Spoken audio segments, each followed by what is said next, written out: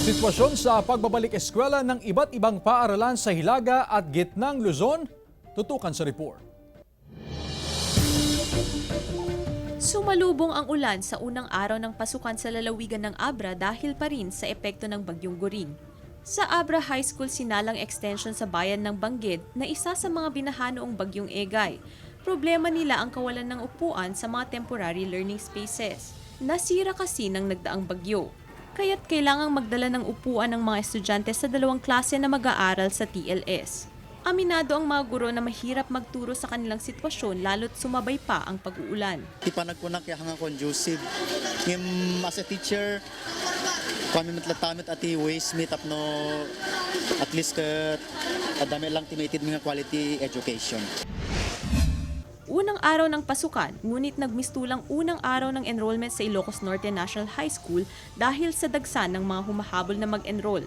Nag-umpisa na ang klase pero nasa pila pa lang ng enrollment ang ilang estudyante. Samantala sa Sarat National High School, inaasahang dadami pa ang mag-e-enroll dahil hindi pa raw naaabot ang target enrollees na 1,800.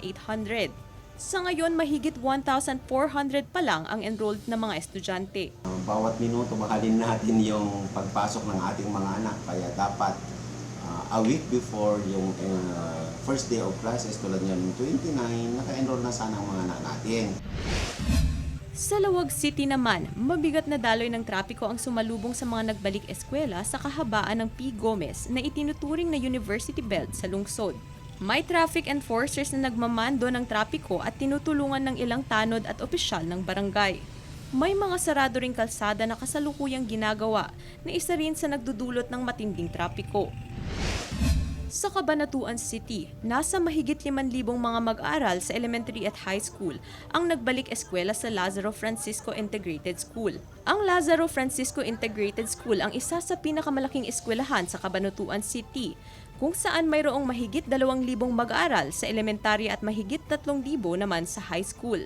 Panawagan ng mga guro sa mga magulang na ipa-enroll na ang kanilang mga anak. Tiniyak ng pamunuan ng paaralan na walang gagastusin at libre ang pagpapa-enroll. Gab De Luna, 1 North Central Luzon.